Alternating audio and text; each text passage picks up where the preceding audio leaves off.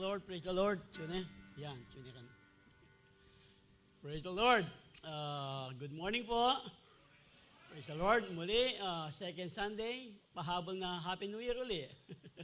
Sa bawat isa po sa atin. Praise the Lord. So, bago na po uli ang taon at bago na naman ang tema na ating pinag-uusapan na talagang ito pong taong ito, gaya po ng nangyari ng 2025, tumatakbo po tayo ng 2025 patungkol 2026 at tatakbuhin po natin ang darating na 2027. Amen. Amen. Alam po, hindi kayo excited. So, alam po natin na tayo pong lahat ay nandito sa umaga, Sunday after Sunday, yung ating pong mga CEO. Wala naman po tayong ibang nais, bali basta dakilain ang ating dakilang Diyos, purihin ang ating dakilang Diyos. Gusto ko po talagang medyo, at iya pong di takakain eh. Ay, thank you lang.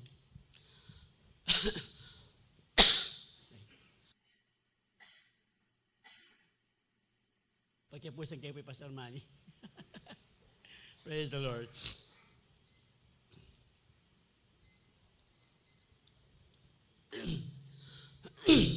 Atin pa talaga.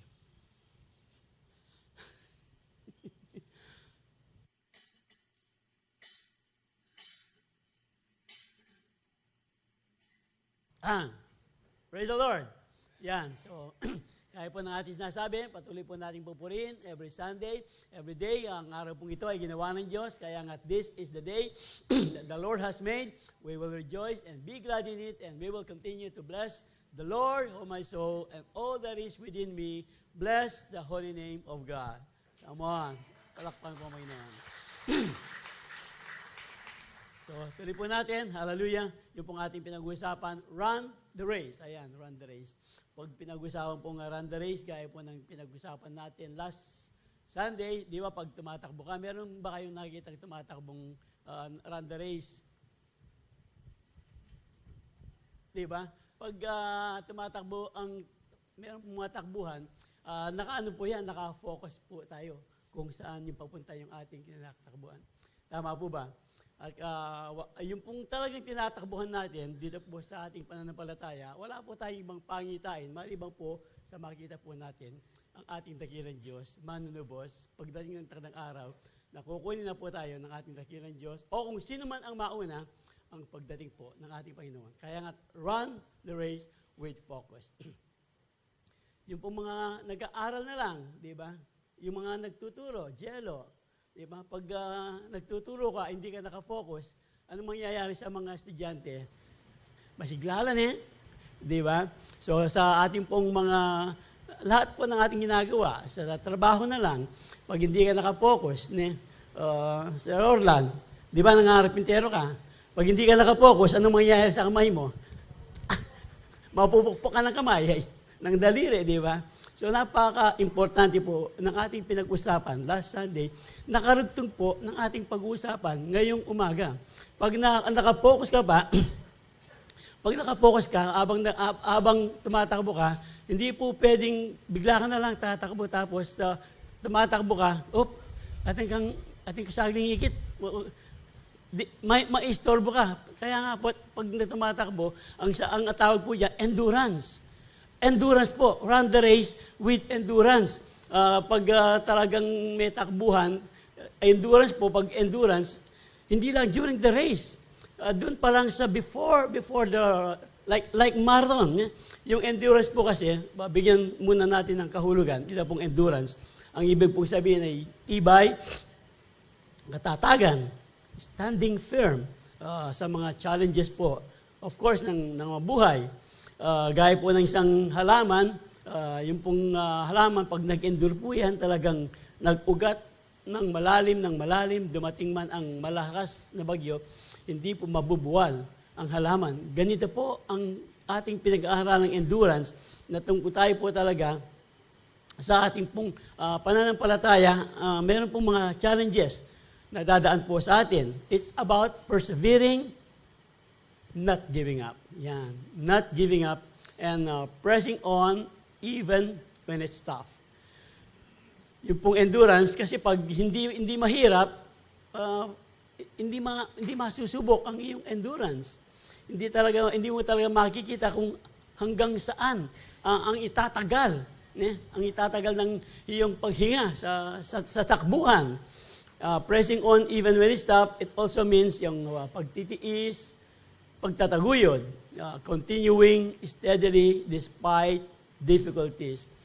Sa ating pong mga magulang, lalo na mga tatay, di ba, madalas nating marinig, sabihin sa ating mga anak, kahit anong mangyari, itataguyod kita. Kahit magpiyon na lang ako, kahit kahit anong trabaho papasukin ko, basta maitaguyod ko lang kayo, mapagtapos ko lang kayo ng mga pag-aaral. Di ba madalas po nating sabihin o marinig yan sa ating mga tatay. Tayong mga tatay, meron bang mga tatay na bahala ka na sa iyong buhay? Wala pong ganun, di ba? Itataguyod po natin ang ating pamilya, ang ating mga anak. It's like running, ito po yung sinasabi, it's like running a marathon. Hindi po yung talagang mabilis. Yung pong mabilis na takbuhan, yan po yung mga 100-meter dash, 500. Pero po yung marathon, ano po yan? Talagang endurance po yan. Talagang hindi, yung mga iba, kahit hindi sila makatapos.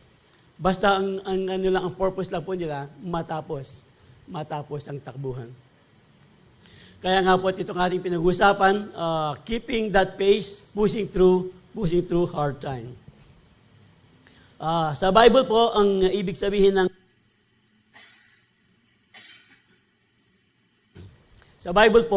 sabihin ng endurance, hupomone. Hupomone sa Greek, ang ibig pong sabihin means patiently persevering through trials. Patiently persevering through trials. So, sino po dito ang walang pagsubok? Bibigyan natin kaagad. so, bibigyan natin kaagad. Lahat po tayo, dumadaan ng mga iba't ibang uri ng pagsubok. Kaya nga persevering through trials. Alam po natin yung kwento ni Job.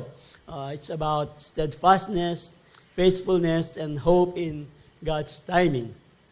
So, marami pong kasing kahulugan ang endurance, perseverance, yung ating mga binabasa kanina, patience, idadagdag lang natin, steadfastness, resilience, fortitude, determination, tenacity, persistence, tolerance, stamina. Yung pong stamina talagang habang tumatakbo ka, yung stamina mo tumitibay. I had an experience long before nung binata po ako. Every day tumatakbo po para hindi naman nagipag-marathon. Pero yung palang stamina, kailangan talagang endurance araw-araw. Hanggang sa hindi ka na napapagod, nakakatakbo ka pa rin. Pero kung tatakbo ka ng mabilis, madali kang mapagod. Kaya nga po, nabibuild po yung ating stamina. Tumitibay po tayo pag tayo po ay natututong mag-endure sa ating mga pagsubok. So, yung pong lahat ng talagang handang mag-endure sa darating pang 2026, simigaw ng Amen. Ayan. Wala mo, Elias Grading. Sumigaw po ng Amen, yung talagang nakahandang mag-endure this coming 2026. Ayan, talagang nag-endure po sila. Amen, praise the Lord. Ito po yung sinasabi ng salita ng Diyos. Therefore, since we are surrounded by such a huge crowd of witnesses to the life of faith, let us strip off every weight that slows us down, especially the sin that so easily strips us up, and let us run the race with endurance, the race God has set before us. Tayo po'y manalangin. Salamat po, dakilang Diyos. Muli sa umagang ito, sa isang maikling pagbubulay ng iyong mga salita. Aming dalangin, tuloy ang iyong presensya, ang siyang aming makita, hindi lang basta maramdaman na alam po namin, nandito ang iyong presensya o dakilang Diyos. At alam po namin, aming dalangin na ang bawat sulok ng sanktuaryong ito, bawat sulok ng aming mga puso ay maging bukas sa iyong kapangyarihan, sa iyong mga salita, na ito'y magagamit namin sa aming araw-araw na buhay. Wala kaming ibang nais, madakila may taas sa umagang ito, maliban sa iyong dakilang pangalan. Kaya nga at aming dalangin na sa aming paglabas, pag-uwi sa aming mga sarili-sariling tahanan mula sa bahay sambang ito, bahay dalangin ng ito, O dakilang Diyos, magdadala kami ng bagong tibay pananampalataya, ng bagong tibay na pagtitiis, na alam po namin, ikaw ang kasama namin. Ito po, dakilang Diyos, na aming samot dalangin, sa pangalan ni Jesus. Amen. Amen. Amen. Hallelujah. Tuloy po natin. Bear with me. Praise the Lord. Tuloy po natin. Ito pong ating pinag-uusapan. Therefore, since we are surrounded by such a huge crowd of witnesses, ito pong pinag-uusapan natin, makikita po ito sa Hebrews chapter 11. Sino po itong mga crowd of witnesses? Hindi po nila tayo tinitignan mula sa langit. Wala pong mga heroes of faith na nandoon sa langit. Wala po yung ating mga lolo, mga lola na tinitingnan tayo habang tayo ay nagdudusa. Wala po, hindi po yung ibig sabihin ng ating pinag-aaralang Hebrews 11. Ito po yung crowd of witnesses na nakita na po natin sa salita ng Diyos dito po sa chapter 11 ng Hebrews. Si Enoch, si Abraham, yung pong mga heroes of faith, si David, na ang gusto pong idiin dito, na nakita na natin kung paano naging matibay ang kanilang pananampalataya. Kaya nga po, ito'y magiging, si Joseph, ito po ngayon ang magiging, magiging halimbawa natin para tayo rin, kung sila ay nag-endure, sila nga ay nag-endure, alam po natin, maraming beses nating pinag-aralan ang kanilang mga kasaysayan, ang kanilang buhay, na sila talaga ay nagtiis, si Joseph, maraming mga pagsubok, at si Job po, na alam naman natin, si Job, sobrang pagsubok po ang dumaan sa kanya, pero ito pong mga buhay na ito, crowd of witnesses, let us strip out now, dahil nakita na natin ang kanilang buhay. Ngayon, let us strip off every weight that slows us down. Bitiwan na po natin, iwanan na po natin yung mga nagpapabagal sa ating mga pananampalataya. Ano po ang kayo po ang nakakaalam kung ano ang inyong nagpapabagal sa ating mga pananampalataya. Minsan, sabihin na natin, diretsyon natin, yung katamaran sa pagbabasa ng salita ng Diyos. Yung katamaran sa pagdalo sa mga gawain. Yung bukas-bukas mo, next Sunday na ako mag-attend. Hindi muna ako magsisiyo ngayon. Kasi parang alam ko, wala atang pagkain ngayon, kaya hindi muna ako magsisiyo.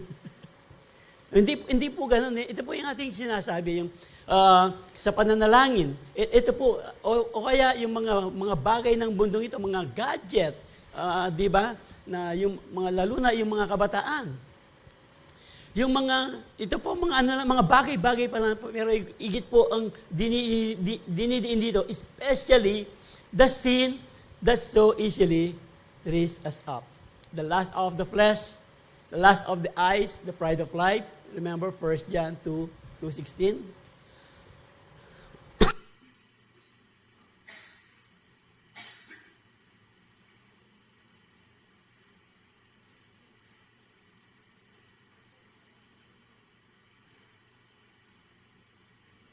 Praise the Lord.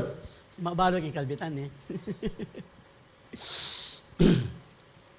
Yan po, yung pong mga kasalanan, kayo po, tayo po ang nakakaalam ng ating sarili kung ano po yung nagpapabagal. Kaya nga, sabi po ng ating pinag-aaralan, ito lang pong 12 buwan na ito ay talagang matindi na pong hamon sa atin para po mag-endure po tayo sa buhay ng ating mga pananampalataya.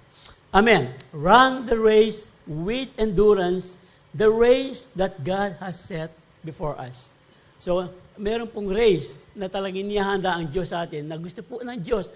Ano ba ang race na ito na inihanda ng Diyos sa atin? Gusto po ng Diyos na matagumpay po natin ang race na ito para makita po natin ang ating pangitain. Yung korona ng buhay, yung korona ng katuwiran na pangako ng Diyos. Hindi lang talagang buhay na walang hanggan. Buhay na walang hanggan. Pangako po ng Diyos sa bawat isa sa atin. Hallelujah. Yung pong run the race with endurance, kasi po, ang ibig po sabihin nito, yung pong yung endurance po, dinedevelop po niyan. Ang ating character. Character is being developed sa pamamagitan po ng endurance. Para pong, di ba, yung mga, mag-waste ka, Tom? Bagya. Bagya, di ba? Di ba pag nag-waste tayo, yung pong nag-waste, nag-gym, di ba, pag gusto nyong talagang lumaki ang inyong mga muscle, muna, yung mga 10 pounds pa lang, wala mo lang mga epekto na. O gawin natin 20 pounds. Mag-endure ka hanggang pataas na pataas, hanggang sa lumaki na. Yung mga muscle, parang Hulk, no? Hulk. Hindi po ganoon. Ibig sabihin po, talagang the more you endure, mas talagang nabibuild up po yung ating character. The more you endure po yung ating kapitbahay na masungit. Diba? Yung kapitbahay natin talagang wala nang ginatuwing umaga, kundi imarites ka.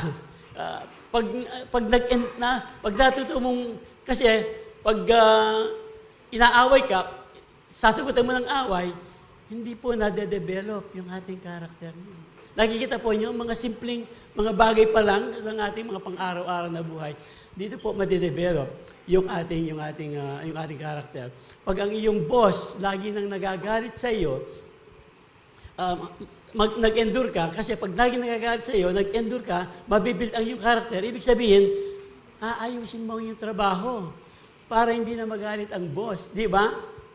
Mga simpleng halimbawa, praise the Lord, sa ating pong mga mag-asawa, di ba? Sabi nila, meron pong 2 ring bago mag-asawa. Yung una, engagement ring, pinakabinyatong. Di ba? Sabi nila, engagement ring. Ang susunod, meron pangatlo. Ano yung pangatlo? Sabi ko na, value sa ferry. Yung mga mag-aasawa, maganda na kayo. Yan tayo yung inyong engagement ring, wedding ring. Pagkatapos, maganda na kayo sa ferry. Kasama po yan. Kaya nga, pero kung kasama po yan, meron pang-4 na ring. Ano po yung pang-4 na ring? Enduring. Di ba? Hindi po yung, hindi po yung, ganun yung enduring po, kahit may suffering, ilagay po natin sa positive point of view, yung pong ating enduring, na talagang pagtitiisan mo, ang buhay na kahit minsan, ganito pala ang ugali ng aking, kung alam ko lang, kung alam ko lang na napakatanga mo, bakit kita naging asawa? Sabi mo ng misis, kaya nga kita naging asawa kasi tanga ko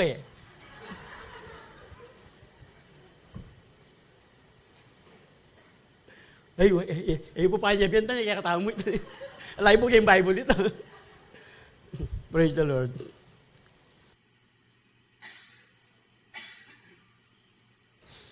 Praise the Lord. Hallelujah, hallelujah.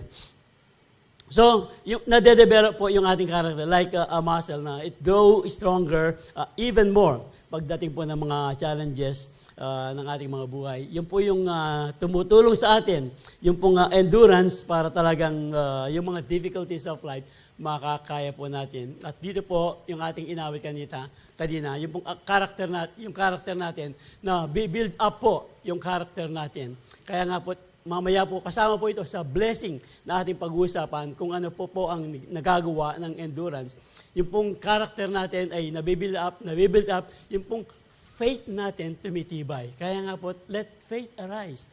Let faith arise sa pagdating po ng mga pagsubok. Let faith arise and we will lift our hands even to praise the Lord sa mga pagsubok po. Amen. Praise the Lord. Palakpan pong Panginoon.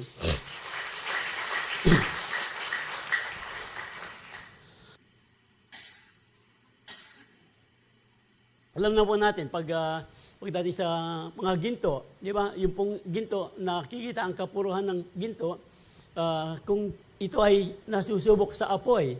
Sabi nga nila, yung diamond daw, mas tumitigad ang kinang pag there's more cut in the diamond. Yung pong mga alahera dito, siguro po alam nila ang ibig sabihin natin dito. So, ganun din po, kung kailan po tayo sinusubok ng Diyos, doon po lalong titibay ang ating pananampalataya. Pag hindi na po tayo sinusubok ng Diyos sa ating mga pananampalataya, baka kakampi na po tayo. Ano yung ibig sabihin? You can do the math. Amen. So, pagdating po talaga ng pagsubok, kahit po si Apostle Pablo, sabi niya, we can rejoice. We can rejoice too when we run to problems and trials. Dahil ito po yung ating pinag-usapan kanina pa, for we know, nakasulat po sa salita ng Diyos yung ating pinag-usapan. Hindi po sabi-sabi lang. Nasa salita po ng Diyos, we can rejoice too, sabi po ni Apostle Pablo, when we run into problems and trials. For we know that they help us develop endurance. Praise the Lord. Sa mga salita pa lang ng Diyos, talagang makikita po natin ang gusto mangyari ng Diyos sa atin na ma-build up po yung ating character. And endurance develop strength of character. And character strengthens our confident hope of salvation. Confident hope of salvation.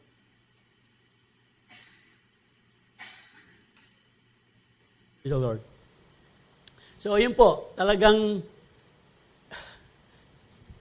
parang ano na yan. Yung talagang salita ng Diyos, minsan parang hindi mo maintindihan, may problema ka, may trials ka, pero ang sabi ng salita ng Diyos, ni Apostol Pablo, magalak ka raw. Ne? So, alam naman po natin, ang ibig sabihin na to, hindi yung, yes, may problema ako. Hindi po ganito. Hindi po ganoon. Baka yung mga iba, bibigyan ng pilosopon din. Eh? Magalak ka, yung talagang kahit may problema ka, makikita ng mga tao. Wow, mapapawaw sila. Let your light so shine upon men. Talaga pong yung liwanag ni Kristo sa ating buhay, makikita nila dahil kahit nakikita nilang nasa mga matitindi tayong pagsubok, hindi tayo talagang bumibigay, hindi tayo talagang gumaganti o hindi tayo madaling mabuwal pagdating ng mga pagsubok. Nakikita nila po yung kagalakan, nakikita nilang yung tibay. Di ba? Believe ako sa taong yun. Ang daming problema, pero hanggang ngayon talagang nakatindig pa. Talagang itinataguyod yung kanyang pamilya. Yung mga ganang mga halimbawa po, ito po ang ibig sabihin ng kagalakan na makikita po ng mga tao sa ating mga buhay. Hindi lang po si Apostol Pablo, kahit po si Santiago, si Peter, doon sa Peter 1, 6 and 7, dito po sa James, dear brothers and sisters. Sabi po ng James, Santiago, pag dumadating daw ang mga pagsubok, troubles sa inyo, when troubles of any kind come your way, consider it an opportunity. Nakasulat niya po. Tayo man po kapalitan din eh. Dear brothers and sisters, when troubles of any kind come your way, consider it an opportunity of great joy, for you know that when your faith is tested, kaya nga po sabi natin kanina, that faith arise, matetest po yung ating mga pananampalataya. Dito po makikita yung ating endurance talagang lumalaki. Endurance as a chance to grow. So, let it grow! Let it go! Let it grow! So, for when your endurance is fully developed, you will be perfect and complete, needing nothing. Amen. Praise the Lord. Manibayo ko po yung ganang. Pero next time. Praise the Lord. Subject na po kasi uso-uso. At may uso-uso rin kukukungan niyo pong anyway. When your endurance is fully developed, you will be perfect and complete. Complete, needing natin. Ibig po sabihin talagang pag na-develop na po yung ating character, mahaharap na po natin yung mga iba't ibang uri ng pagsubok sa ating mga buhay.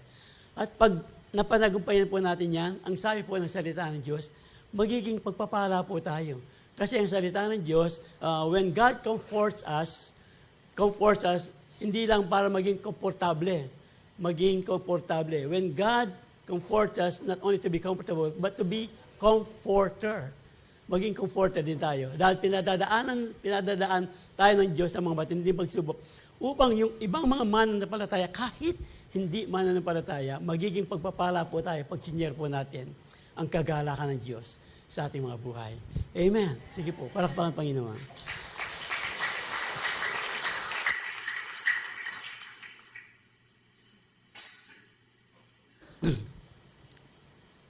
So, it makes sense. Ne? Ito pala ang ibig sabihin ng salita ng Diyos. Kaya nga po at yung ating mga pagsubok na dumadaan sa ating mga buhay, dadaan po tayo. Wala pong exempted sa bawat sa atin. Kaya nga po, ito po yung ating pagkakataon na ating pinag-aaralan. Ito pala ang ibig sabihin na kung sakali hindi pa talaga, I believe, naiintindihan na natin, pero make it a point this morning na talagang mas sink po natin ang mga dumarating na pagsubok sa ating mga buhay upang hindi po tayo bumigay sa pananalangin, hindi lang po sa mga pagsubok. Mamaya po, babasahin po natin, hindi lang mga pagsubok ang talagang pagtitiisan natin, ipagpapatuloy natin yung perfect and complete needing nating. Ang goal po nito, hindi po para iwasan yung mga struggle. Ang goal po nito, to let them shape our character. Ito po ang maghuhubog ng ating character into God's perfection. When we run the race with endurance, dahil po, yung pong, meron pong blessing, yung pong endurance, meron pong kalakip na pagpapalayan. God's blessing comes through endurance. Blessings come through endurance. Ito po yung sinasabi natin, sinulat po ni Santiago, James 1:12.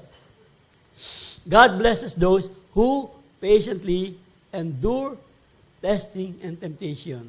So talagang tuloy-tuloy po yung salita ng Diyos na ang mga tao po, ang mga mananampalataya, kahit naman hindi mananampalataya, di ba?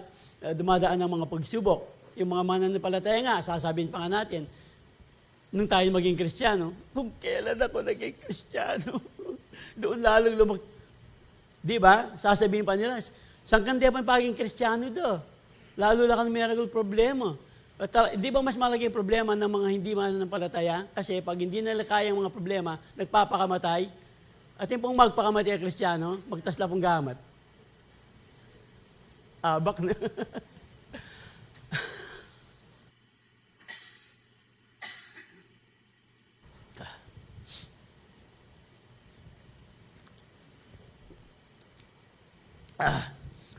Tuloy po natin.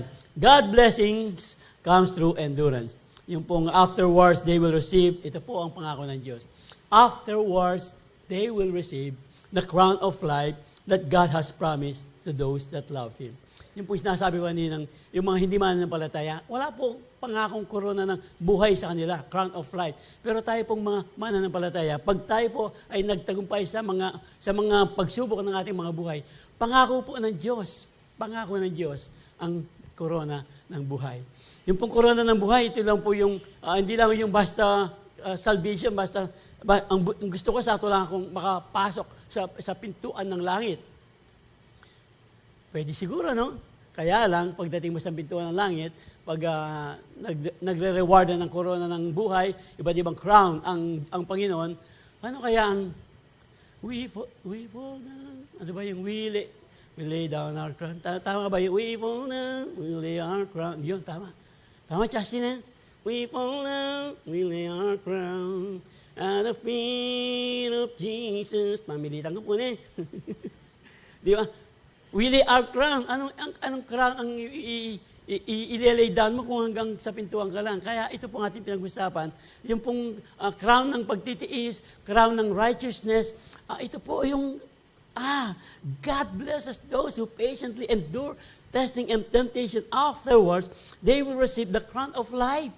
God has promised to who love Him. Pagmahal po natin ang ating Panginoon, magtitiisan po natin. Of course, sa buhay po, hindi naman lahat pagtitiis. Alam naman natin, may blessing, God's blessing through endurance. Marami po tayong mga pagpapala ng ibinigay ng Diyos. Pero ang pinag-aaralan po natin dito, yung mga pagsubok na dumarating sa ating mga buhay, ano po yan? Mga blessing din po yan. Mga blessing in disguise po ang mga yan. Hindi mo malalaman, tapos over time, makikita mo, malalaman, uy, buti na lang, hindi ko siya naging asawa, laseng guya pala. Di ba yung mga ganon, buti na lang, merong buti na lang. Ito pala yung sinasabi ng ating pinag-aaralan. Na talagang, yung pong perspective po dito, talagang powerful po yung katulad nito. Hindi po ito passive na basta ka lang naghihintay, nag-endure, di ba? Sige, hindi po yung basta ka lang naghihintay. Yung pong paghihintay natin, nare-refine po tayo. Refining process sa mga matitinding moments ng ating mga buhay. Kahit po sa paglilingkod siguro. Sa ministry, pag yung pong ministry, yung sinasabi nating enduring, yung babalikan ko lang yung sinabi natin kanina, yung enduring po, yung, sige, pagtiisan mo natin, talagang, ala naman kasing, yung mga sa ministry, pero yung enduring po, meron kang talagang galak, habang ikaw naglilingkod, kahit walang nakakakita sa iyo, pero patuloy ka pa rin naglilingkod, dahil isa ito sa blessing na corona, ng pangako ng Diyos sa ating mga buhay, sa ating paglilingkod, sa ating pananampalataya. Amen. Praise the Lord. Kaya nga po, we give great honor to those who endure suffering. Ito talagang manggilig ko, talagang manggilig yan yung boses. Bisa yan manggilig eh. Anyway, tuloy po natin. Yung pong verse na ito ay nagbibigay lang po ng assurance dito po sa ating isa pang babasahing talata na we give sa James 5:11. We give great honor to those who endure suffering. Halimbawa, di ba, alam natin si Job, yung kanyang mga pagsubok na didaanan. Kaya nga po, babalikan po natin itong James 1:12. God blesses those who patiently endure testing temptation. Yung pong, kung minsan, naalala ko po yung isang, noon po kasi, di ba, pag tumatawag ka ng long distance, dadaan ka ng mga operator, tapos ibibigay mo yung number sa operator, bibigay mo yung number, tapos ipagdadial ka niya, nila naman yan eh. Kaya, pero noon po, yung hindi naranasan, meron pang mga stand, pupunta ka dun sa Telcom, dito sa Digital, Kenny Angeles. Tapos, Digicard. Digital. Tapos, magpipila ka pa. Tapos, anong number mo? Long distance, ganyan. Ang kwento po dito, yung pong isang lady operator, meron po isang lalaki na, sabi ng lalaki, you gave me the wrong number 4 times. Sabi po ng lalaki, pwede bang can you try it once again? Sabi po ng lalaki. Tapos, long story short, natapos po, sinabi ng lady operator sa kanyang kasama, this man is very patient, is a very enduring man, ang sabi niya. Ano ba yung number niya? Sabi ng kausap niya. Sinabi, ito yung number. Kilala ko yung number yan. Yan yung aming pastor, ang sabi nung kausap niya. Talagang nagbilib po siya sa endurance, sa patience ng pastor na ito. Yan ang aming pastor, kilala ko yan, sabi niya. Tapos sabi ng lady operator, I want to see and hear him preach.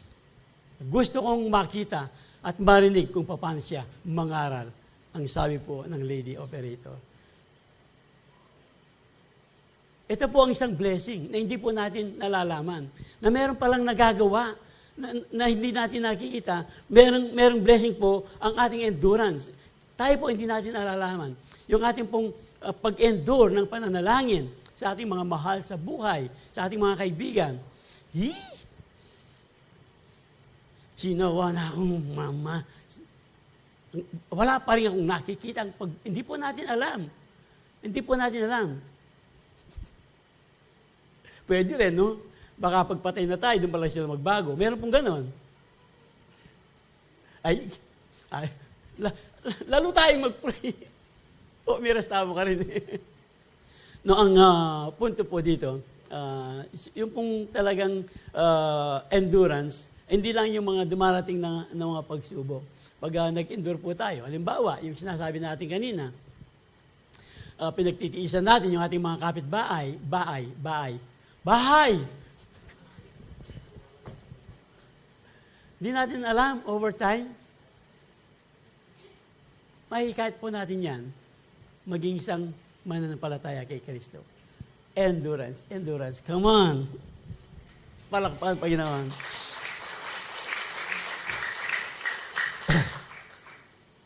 So, balikan lang po natin yung kwento po ni Job. Remember yung kwento po ni Job? Pag tayo po yung nag-endure, sabi ko nga, yung blessing, hindi lang po yung talagang mga blessing, of course, crown of life, pero yung ating pong pinag-usapan dito sa ating titan kay Job, talagang literal pong blessing ang nangyari po kay Job. Alam po natin ang kanyang kwento. Namatay ang kanyang anak, 10, sabay-sabay, ang kanyang negosyo, lahat ng kanyang mga ari-arian talagang nasira to the point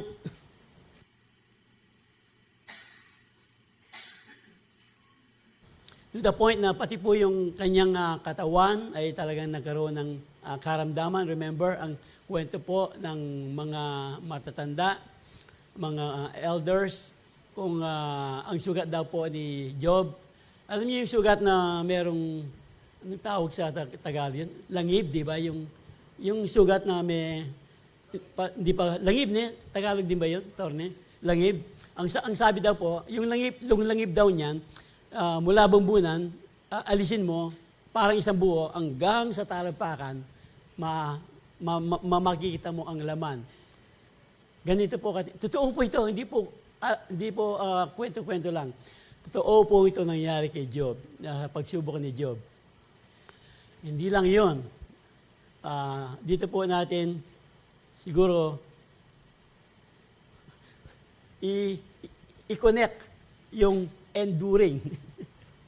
Yan yung imagine, si Job, pati po yung kanyang asawa, ang sabi ng kanyang asawa, na anong gagawan mo, anong ginagawa mo? Dapat, ano ba yung sinansa sa Diyos mong yan? Itakwil mo na ang Diyos, tapos mamatay ka na. Ang sabi po ng kanyang asawa, talagang enduring. Enduring. Si Job. Pero, ang kwento po, dahil si Job po, ay talaga namang nagtiis, balikan lang natin kung ano po ang kwento ni Job. Bago po, di ba, meron po siyang 700 sheep, tapos 3,000 camels, 500 yokes, 500 female, large family, great wealth. Yung endurance po ni Job, dahil sabi nga sa kanyang asawa, pupurihin lang ba natin ang Diyos sa mga panahon ng mga pagpapala? So, kahit sa panahon ng mga pagsubok, pupurihin pa rin natin ang ating dakilang Diyos. Pupurihin pa rin po natin ang ating dakilang Diyos sa panahon po ng mga pagsubok na dumarating sa ating mga buhay. Para po ang pagsubok, ang pagpapala ng Diyos ay dodoblihin po ng Diyos ang mga pagpapala. Ibibigay niya sa atin. Gaya po ng nangyari kay Job. Nagdoble po, 14,000, 6,000 camels, 1,000 yoke of oxen, 1,000 female donkey, new family, 7 sons. Nadoble po. Nadoble. Tapos yung family po, hindi naman nadoble yung family ni Job. Ang ano po dito, nadoble po yung, siguro yung mga naunang mga anak ni Job, kasi mapag-good time lang po eh. Sila po ay namatay during feasting. Pero ang tignan po natin dito, pinalitan ng mas maayos na anak, ang mga anak ni Job. Hindi ko lang po kung nadoble ang asawa ni Job. Hindi siguro, no? Walang ganun dito. Hindi pwede. Baka pinalitan o napalitan. Hindi natin alam. Silent points. Baka Baka ma-viral po ako dito. Kung silent po ang sa Bible, silent na lang din tayo. Basta, binigyan po siya, na-restore po ang kanyang wealth and honor. Dahil po si Job. Ang binian na lang po dito, kahit po si Joseph, yung pong crowd of witnesses, alam po natin talagang, sila po ay talagang, si Joseph po, remember, talagang sobrang kanya dinanas, pero nung siya po ay bigyan ng pagpapala ng Diyos dahil siya nag-endure, naging second in command po siya ng Egypt. We know this story, di ba? Kaya nga po, trials po, pinupuspod niya tinutulak po tayo ng mga pagsubok na yan para sa ating paglago. Kaya nga matuto po tayong learn to rely on God. Dahil ito po yung maghubog sa atin sa ating mga pananampalataya. Praise the Lord. So kayo po, I believe, mga pagsubok po, ang dinaanan na natin. At I believe, meron pa po tayong madadaan ng mga iba't ibang uri ng pagsubok. Pero wag po natin kalilimutan, kasama po natin ng Diyos. I will never leave you, nor forsake you, ang sabi po ng salita ng Diyos. Hallelujah. Hindi lang po yung, ito po yung sinasabi ko kanina, kahit po sa paggawa ng mabuti, di ba? Mag-endure po tayo. Pati ba yun? Paano papasok dito? Kasi, di ba, may mga taong, wala po siguro yung Calvary, hindi lang mapanutang. Tapos tala ng balong yung manutang, yun ang biya sa mamayad. Pero ang pautang na kang pautang. Pero para maging po tayo, para hindi po tayo mag-guilty, kasi, wala akong pera! Meron ka naman pera, di ba? So para daw po hindi tayo mag-guilty, sabihin natin, pasensya ka na, ano sasabihin natin? Walang budget. Hindi binabudget ang utang. Yung mga gastusin, binabudget yan. Pero yung utang, yung mga nangungutang, ito, si Kumare, mangungutang ng ganitong araw. Ito si Pare naman, meron siyang babayarin. Kailangan, walang utang wala pong budget sa utang. Wala po tayong budget. Kaya, siguro, pero ano pa rin minsan, bigay ka ng bigay. Makasawa na. Enemy buy one.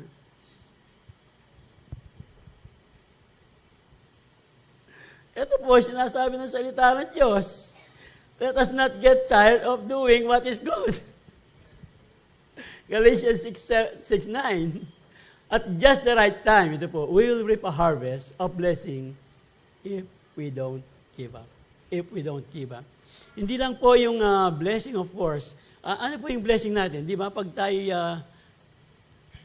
lalo na po pag Christmas, iya pa nabingi, magkaroling ni naman.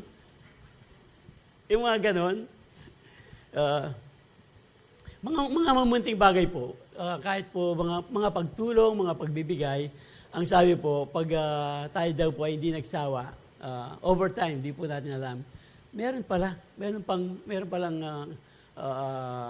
anong tawag natin doon? Meron palang reward o kaya meron palang resulta. Meron palang resulta yung ating paggawa ng kabutihan.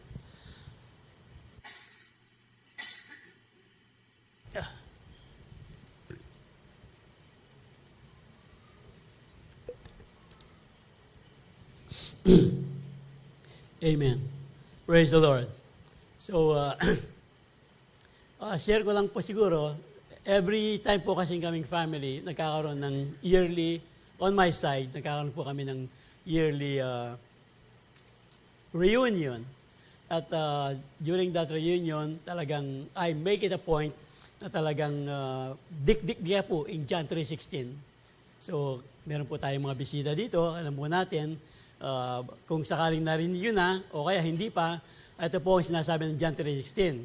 For God so loved the world, He gave His one and only Son, that whoever will believe in Him will not perish, but will have eternal life. At yung pong ipag-istorya kaya tang gulot. Alawa po kayo na Ito pong mag-reunion kami. Balo ko po magkiramdam kayo. Tok ng kaipakin. Pakiramdaman niyo ko. Importante ni nga ko rin. So, may kiramdam la po. The last time po, mga ilang taon na rin, meron po rin kaming kapatid, bayaw, talagang they are on the wrong na pananampalataya. Yung kanila pong pananampalataya, just to give an illustration, meron pong upuan dito, empty seat.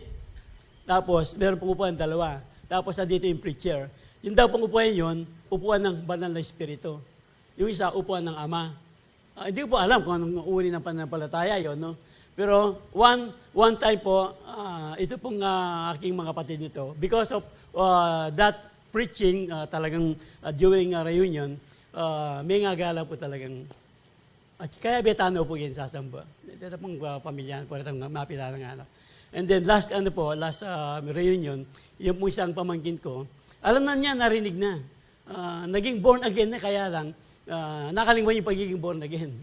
Ang sabi po niya, sinawa niya, parang nagsawa na siya sa, yung hindi naniniwala sa Diyos. I hope, tuloy pa rin niya yung kanyang sinabi, magbalik na yan. So, my point is, huwag tayong magsawa, paggawa ng kabutihan, pagbahagi ng salita ng Diyos, yung nga pagtitiis sa ating mga kapitbahay, sa inyong mga boss, sa ating mga asawa. Hindi naman, masanting na kayo mga miyabi-yabi. Yung suffering namin, meron kasamang enduring yun. Anyway, so, nasusundan po yung ating pinag-usapan. Kahit po sa paggawa pala ng mabuti, merong nakahandang gantimpala sa bawat isa sa atin. Amen. Hindi po pala, of course, alam naman natin, doing good, hindi madali, but it's worth it. It's worth it. Dahil po ang Panginoon, meron po siyang harvest of blessing. Maaaring hindi po natin makikita. Sabi nga, baka nga, pag namatay na tayo, doon pala maliligtas yung ating mga pinapanalangin. Baka nga sa kapapanalangin natin, hindi natin alam. Meron tayong inilagay ang Diyos sa ating puso na ipanalangin. Pero over time, malalaman pala natin. Bakit kaya parang merong nangyari sa akin, nakakaiba, yung pala yung ating ipinanalangin one time. Amen. So, hindi lang po, yung panghuli, of course, ay salamat. Last niya.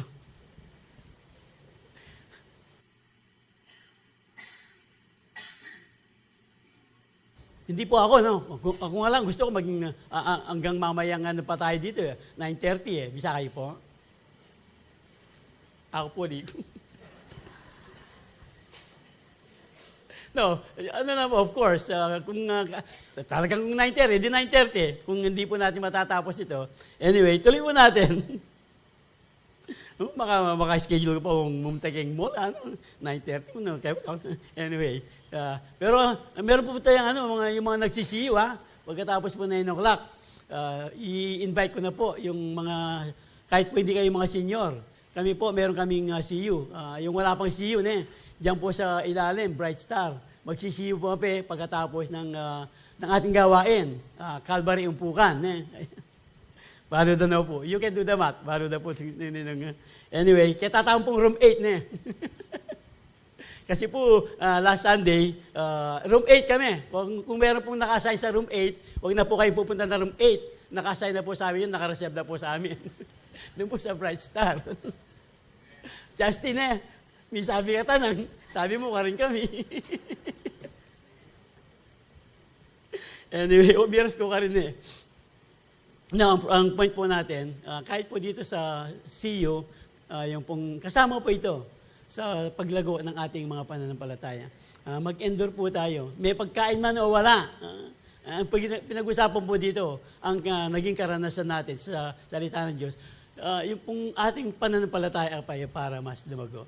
Amen. Kaya nga po, at yung panghuli nga, balikan po natin, run the race with endurance dahil po yung kaligtasan po, endurance, yung salvation is proven by endurance. Dito po talaga natin makikita. Na sinasabi ko nga, kanina pa natin inuulit, yung pong kaligtasan na makikita natin ang ating dakilang Diyos doon sa buhay na walang hanggan ng mukhang. Sin will be rampant everywhere, and the love of many will grow cold. But the one who endures to the end will be saved. The one who endures to the end will be saved. Ang ibig pong sabihin dito, may mga iba kasing pananampalataya na sinasabing hindi na kailangang magpakabanal, hindi na kailangang magpakamatuwid, baka lumampas ka ng langit. Di ba? Meron sila sinasabi ganun. Pero hindi po ito ang sinasabi ng Diyos. Di ba? Sabi natin. Kaya nga, yung ating unang talatang binata, ha?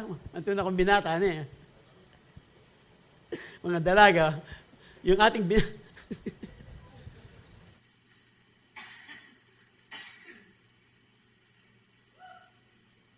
Praise the Lord! Dito na po.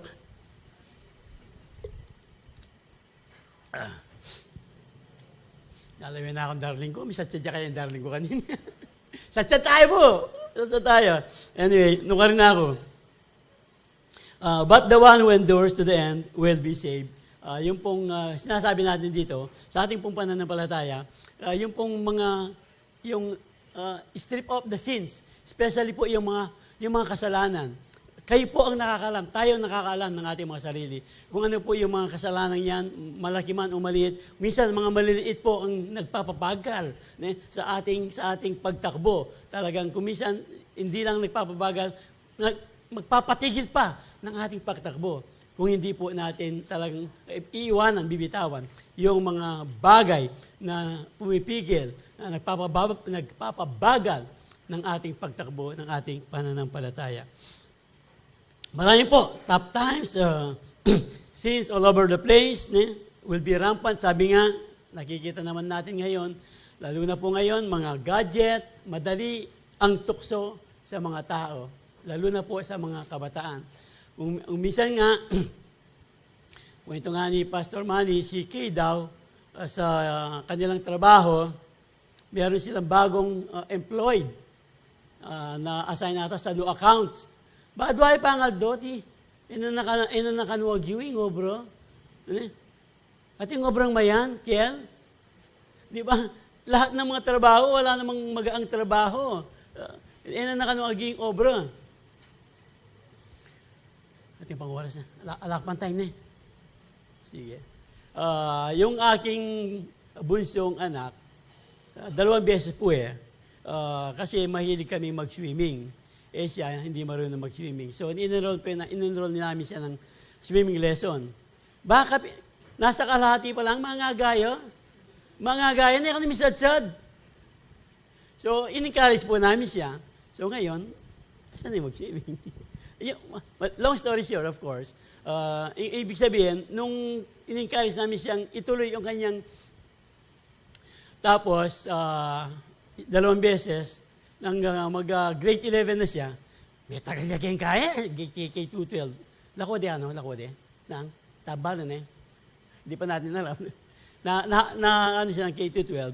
So, doon sa isang paaralan na pinapasukan niya, ako na sabihan Anyway, inilipat namin siya sa AU, grade 11 tsaka 12. Ba, may nga gani naman. Nakagyo. Tok na mag-aaral, ano man. So, na-encourage po namin siyang ituloy. Ngayon, may trabaho na siya. Tapos, iniwan na kami. Nag-asawa na. Pila niya pang, ba't mo mag-obra, likwano na kami. Nag-asawa. Anyway, good for them. Sabi nga ni attorney, darating araw, ito tayo mga tatay, mga nanay, iiwanan tayo ng ating mga anak. Di siya rin Buti na lang, minsan, meron pa tayong mga apong inaalagaan. Yun ang nagpapabigyan ng, para po tayo. Kaya lang, papasok pa rin yung endurance dito Inalagaan mo na yung mga anak, pati yung anak ng mga anak, aalagaan mo pa rin. Di ba? Enduring. Pero masaya. Subukan niyo po. Talagang masaya po yung yung mga apo. Sabi nga nila, manyaman lang kanureng apo. Talagang mapapatunayan mo pa lang, hindi ka maniniwala hanggang hindi ka talaga nagkakaapo. Miras ko ka rin eh. Anyway, endurance po. So all nations will hate you because you are my followers. But because everyone who endures to the end will be saved. So wala pong exemption. Basta ang gusto po ng Diyos, bawat sa atin, huwag po tayong bibigay. Huwag tayong titigil sa pakdabo. Dahil sa pakdabong,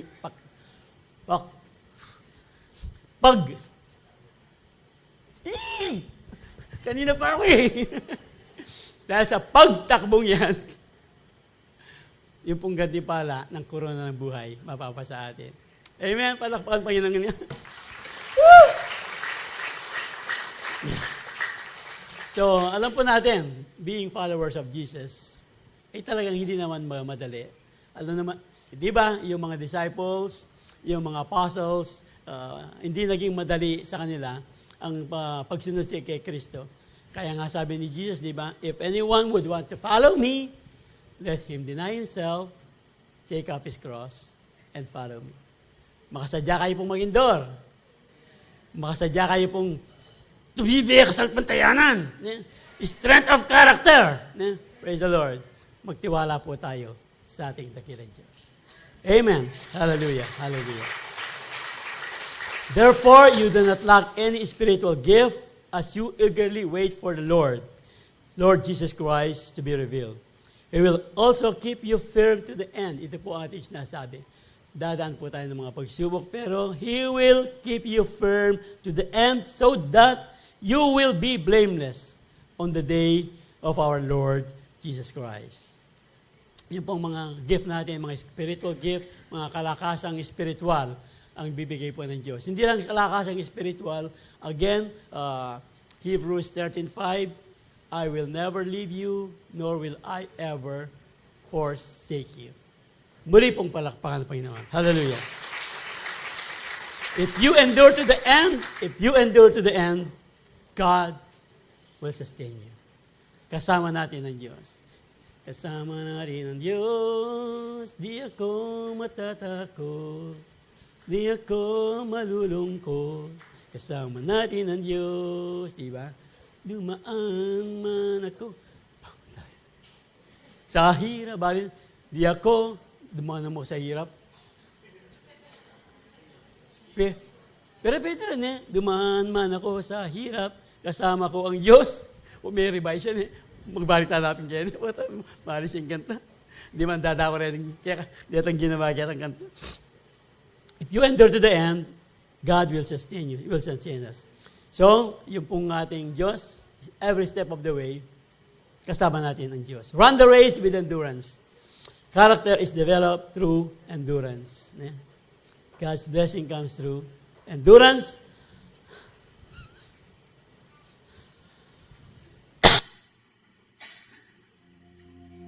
Salvation is proven by endurance. Salvation is proven by endurance.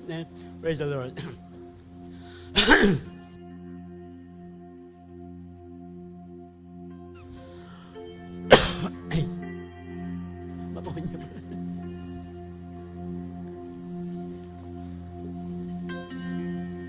Salvation is proven by endurance.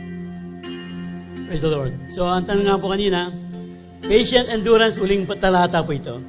Patient endurance is what we need now. What we need now, what you need now. So that you will continue to do God's will. Then you will receive all that He has promised. All that He has promised. So muli po yung tanong kanina, meron po tayong iba't ibang uri ng pagsubok. I believe wala pong exempted sa atin. Pero gaya po ng ating pangako, kanino po tayo mananahan? Kanino po tayo tatawag? If I may repeat John 3:16, for God so loved the world that He gave His one and only Son. that whoever will believe in Him will not perish, but will have eternal life. Ito po ang nais ng Diyos sa bawat isa sa atin. Yung pong korona ng buhay, yung buhay na walang hanggan. Kung isusuko lamang natin ang ating mga lakarin, ang ating buhay sa Diyos araw-araw, mahal na mahal na mahal tayo ng Diyos. Kung hindi lang tayo mahal na mahal ng Diyos, remember yung pong habang siya'y nananalangin doon sa Gethsemane, Ama, kung pwede lang, hindi mo nadaanan ang cup of suffering na ito. Kung pwede lang, hindi mo nadaanan ang cup of suffering na ito.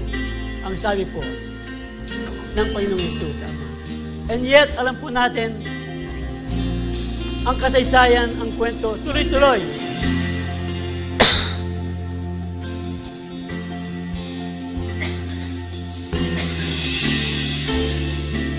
Alam po natin, ang kasaysayan. Kaya nga po, let this verse again sink into our heart na sa ating mga pagsubok na dadaanan, si Kristo po ay dumaan ng sobrang paghihirap, ng sobrang suffering. Remember po doon sa krus, bakit po niya pinagtiisan? Doon sa Hebrews 12:2, sa Hebrews 12:2, ano po ang sinasabi ng salita ng Diyos? Fixing our eyes on Jesus. Ito po ang panawagan ng Diyos sa atin. Kanino natin itutuon ang ating mga paningin, ang ating focus habang tumatakbo tayo. Fixing our eyes on Jesus, the pioneer, the author and finisher, perfecter of our faith. Ito po ang sinasabi ng salita ng Diyos. Who for the joy set before Him. Joy set before Him. Nandoon na po ang kagalakan ng Diyos sa bawat isang mananampalataya. Ang sino man sa Kanya'y manampalataya, hindi na mapapahamak, kundi magkakaroon ng buhay na walang hanggan. Who for the joy that was set before Him. Tayo po ang gantimpala ng Diyos. The joy that was set before Him. Ito po, kaya nga po pinagtiisan niya ang krus. He endured the cross, scorning its shame, and sat down at the right hand of the throne of God. Dahil po, mahal na mahal tayo ng Diyos. Kung mahal na mahal tayo ng Diyos, let it be once again, itoon po natin ang ating paningin sa Kanya. Ayan po natin, lalo pang tumaas ang ating pananampalataya. Let's praise! Arise!